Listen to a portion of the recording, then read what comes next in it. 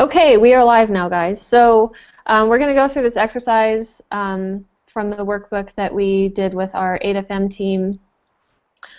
And this exercise that we did with Layla, our first step is to recall our event that made us feel in a certain way, small or hurt or something that really sticks out in your mind.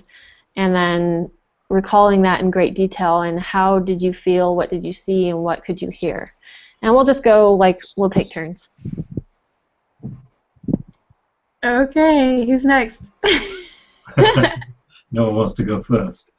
I can go first if you want. Would you like me to go first? Sure. Go for it, Rick.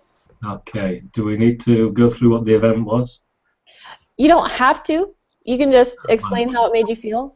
Just share what you're comfortable sharing. That's fine. Yeah. Well, back in a few years ago now, around about 5 years ago, I came out to the fire service. I was a firefighter. I came out of the fire service because I had an injury in duty and had a disc dislocated in my back. So after 6 months of being on the sick and physiotherapy, I went to the brigade doctor and he said, and I got myself fit, I was ready to take my fitness test. I said, yeah, I'm okay to carry on. And the doctor looked at me and basically turned around and said, no, I'm not going to sign you on. And after 6 months, that's it, you're out. So 6 months on the sick is the maximum. That was 7 years career down the drain. I was like, what now? So, and that doctor wouldn't let me go back on. So that was it.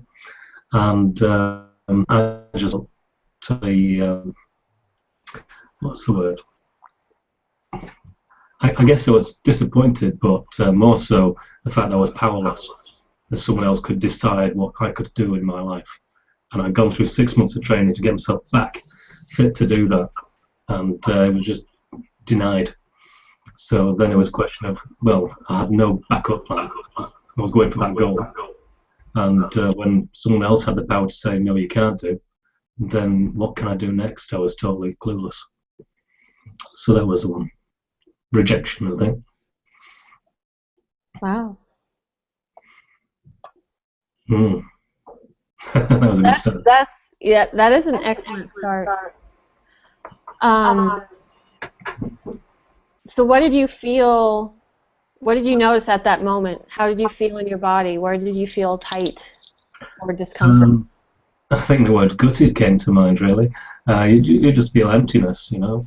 Mm-hmm. All your dreams, everything that you were planning to do, has suddenly been snatched away from you. And everything you've been working towards, for me, it was 7 years' work. I just passed my watch manager exams, so I was ready to go for my next promotion. And that was taken away from me. Okay. So I was, empty.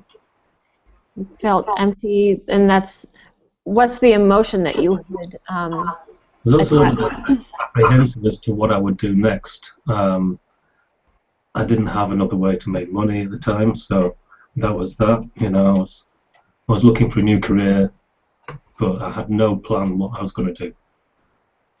Okay.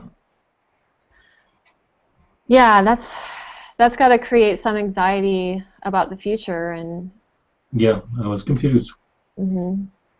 And I didn't expect it. That was the worst thing. You know, I thought I would be just sign on the dotted line and carry on. And so when that was taken away from me, it wasn't what I was expecting to happen at all. So a little bit of shock.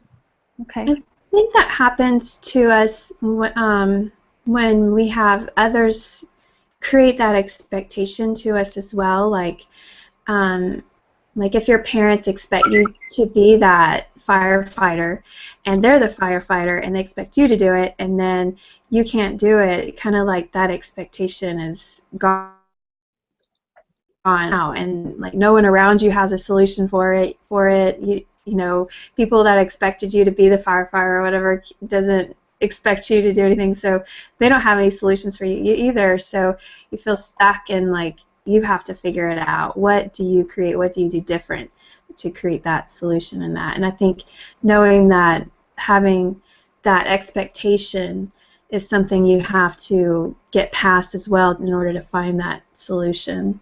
Because I've been in that spot as well. Yeah. So that's what I would share with that. Yeah, thank you. That's really very helpful, I think. Um, do you want to share your event and how it made you feel? Okay. It's okay. This is always tough because Mhm, it seems like I go back to like the worst part of my life mhm, ever, and was my divorce.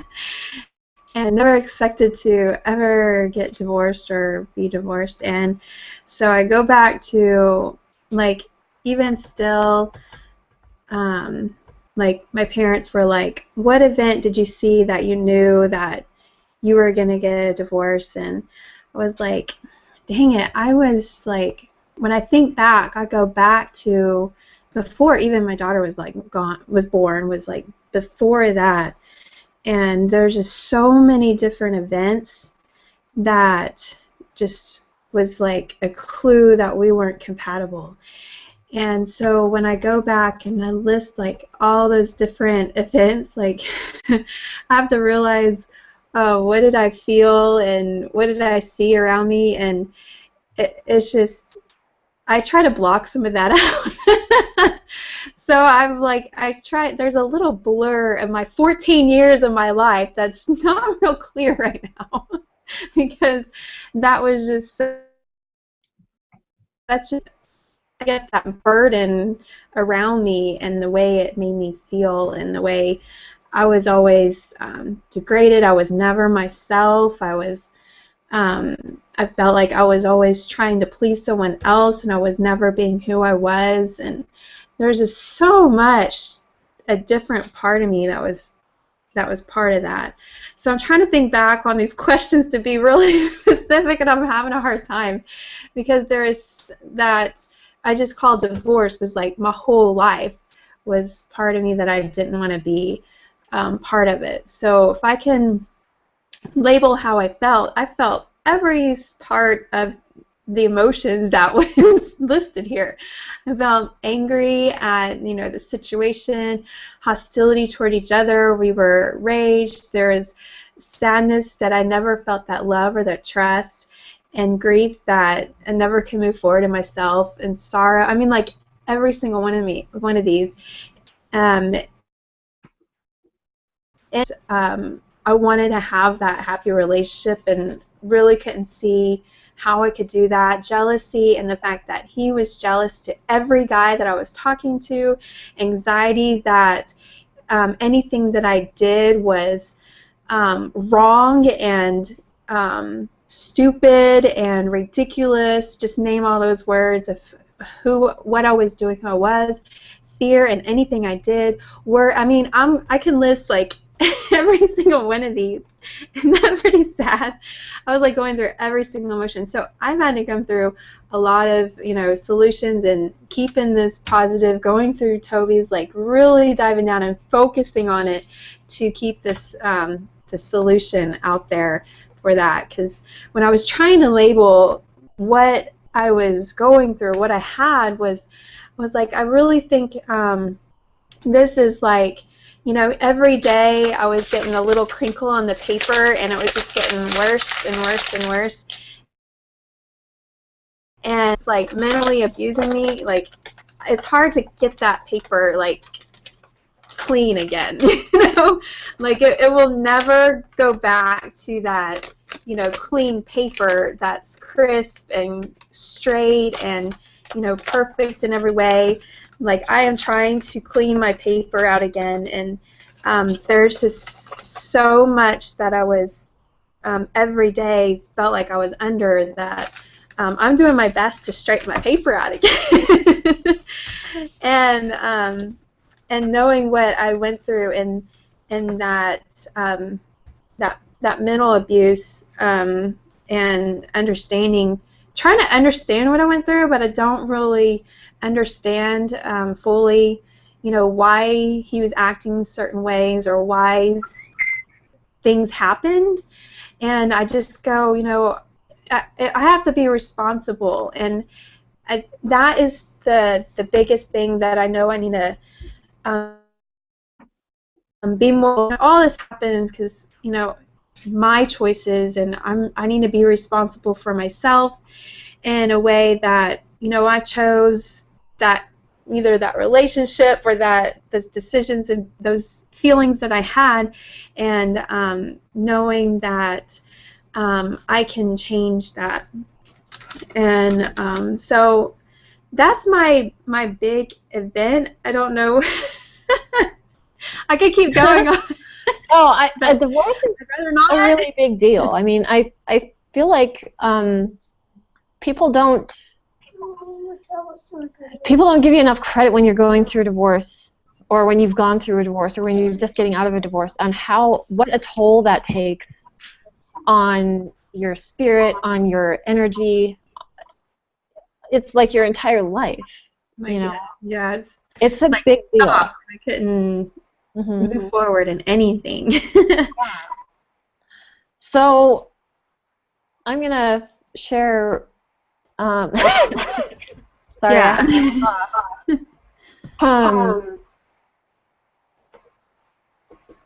So that's why I'm ready to purge. yeah, I know.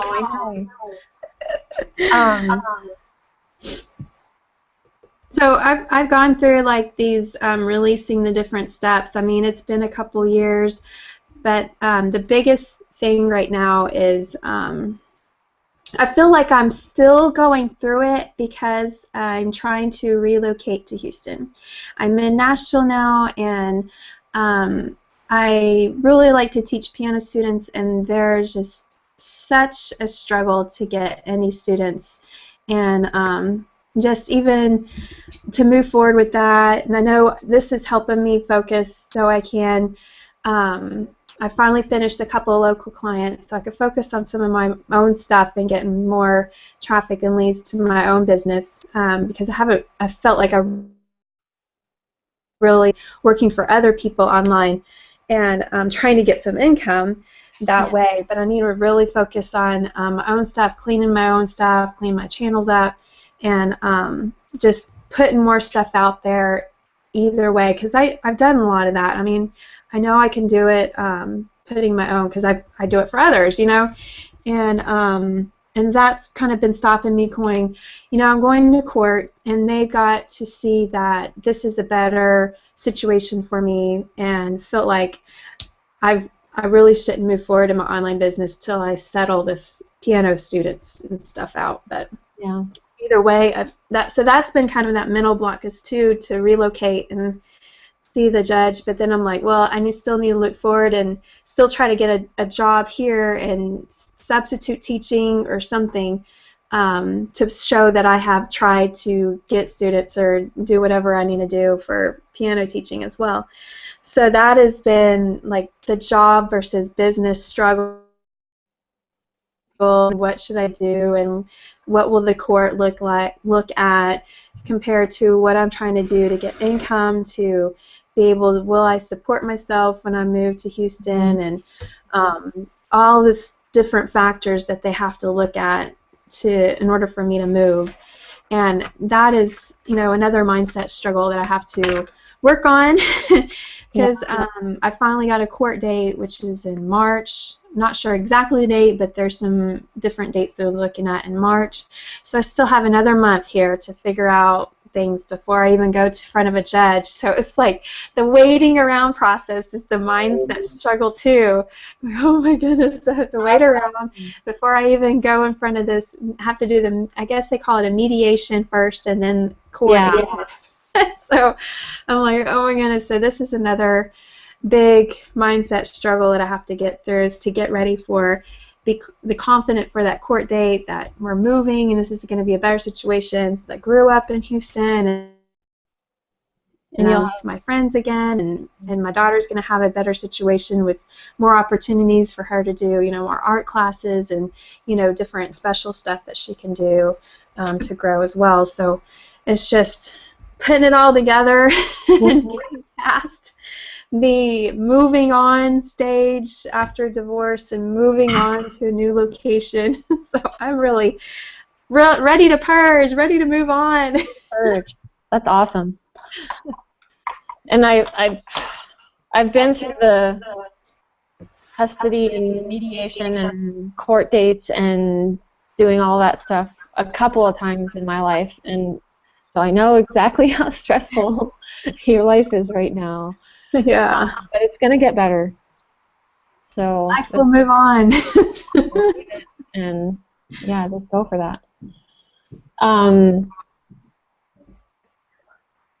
So when we purge, I mean, we only really went through that first few steps, expressing the experience, writing it out in first person and writing it out in third person, sharing the experience, cutting a video, and really talking about how it's affecting you and everything. And I mean, I feel like we maybe should go ahead and do those steps and then meet again maybe tomorrow or later on in the week with our burn. Because I think you're supposed to write the story out, write it out in first person, write it out in third person, write out your what ifs, and then have a big old fire. And just let it past. Okay, yeah. Does that make sense? Yeah, that's fine. Okay. And before I hop off of this, I was going to share my event and how it made me feel, etc. So I was living in Florida with my daughter, and my husband had joined the military. And like he basically, like, it was kind of a weird divorce, like a weird separation. He just like up and decided one day that he didn't want to be married anymore. And I mean, I was in the marriage as like, oh, I think everything's fine, and then one day he's like, no, I have to leave, I can't do this. So and that was like right as I was graduating from college. And my goal was to move down to Florida to be one of the Disney princesses at Walt Disney World. That was like what I wanted to do. And I'd gotten a degree in musical theater and psychology, and so I felt like, you know, I'm set. I just have to go down there and audition until I get the part. And I didn't end up getting the part, and I didn't understand at the time that the Disney princesses had a height requirement. Like, they all had to be 5'8". There were no 5'4" princesses, and that's how tall I was. And I mean, instead of just coming out and saying that, they were just saying no, no, thank you, but no. And it really messed with my head. Like, I felt like, you know, what could possibly be wrong with me? I sing just exactly like these princesses. Why would I not be even considered for a part? I mean, give me Alice, something. I mean, Alice was short. She was like 3 inches tall at one point. So, you know, I was just really frustrated, and I really started to doubt my abilities. I started to doubt, like, having all the self-hate, the mean girl talk that Layla talks about. All these mean girls in my head saying, you know, you're just not pretty enough to be a princess, or you probably just look stupid while you're singing, or maybe your voice isn't really as good as you think it is, and you just think you're a good singer. And like all this self-hate stuff kept going on. And I mean, eventually my self-esteem was to the point where, like, you could just walk right over me like a mat, and that's like what I felt I deserved at the time. And so fast forwarding a little bit to the event that Layla's exercise brought up was, I was still living in Florida, but I was like at the very end of my rope. And I mean, I was broke. I was in a really shitty, abusive relationship with this guy, and my sister had come down to like kind of check out what was going on, because when I was calling like I would call my sisters just to, talk to them and stuff. And at that point, she was still talking to me. And she was like, she knew something wasn't right. So she came to kind of check out the situation, what's going on, what's Rosie doing, who's this guy that she's with? It doesn't sound right. And she found out when she got there that he was just really an awful person, very abusive and controlling. And there was a point where, like, I can't even remember what exactly happened, but I'd gotten really upset, and we eventually, like, we had to call the police. And so they showed up and they took my boyfriend away and said, you have to leave. And I was just sobbing, and like my sister was there, and it's hard for me to share this sometimes, but she was the one that was there with her arms around me saying, it's going to be okay. And so hearing Layla say those words, it like just, oh, here it all comes. And so that was really cool, to be able to get rid of that, because you walk around like, oh, everything's fine, and you don't even realize you're carrying this stuff with you. So the points of going through this and really just writing everything out, writing everything, all the negative crap that you are carrying around with you, whether you realize it's there or not. I feel like, having gone through this exercise once before, I can tell you that once you start writing, it's almost like a magnet. Like you start writing and there's a string that's holding on to all the negative stuff that you've got going on up here and in here. Yeah. And the more you write, the more that string gets pulled out and pulled out and pulled out and pulled out. And you just fill that page full of all of your what ifs. Write out the story in first person and in third person. And when you get rid of that, after it's gone and you get to burn it, you'll be amazed at how light you feel. It's like a huge weight gets lifted, and it's been a barrier from you being able to achieve what you want. So, yeah. So, looks like we lost Felicia. Yeah, we did, just a little bit, and that's okay. She can either pop back on, or we'll see her in the next video. But is there a time in the next couple of days where you think you can take the time to really write out and fill, like, this is a flimsy example of a what if purge. I just wrote 2 sentences. That's mine like, at the moment. Fill it up all the way. All this stuff should be black. Around the spiral, yeah.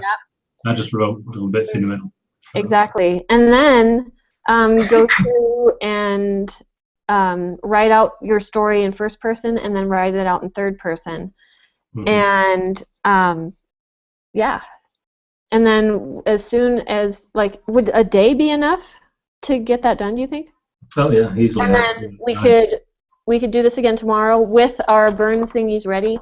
And then from these 2 videos, I can kind of splice it together to submit to the assignment group. Okay, cool. Awesome. Well, thanks for putting up with my bawling. Yeah.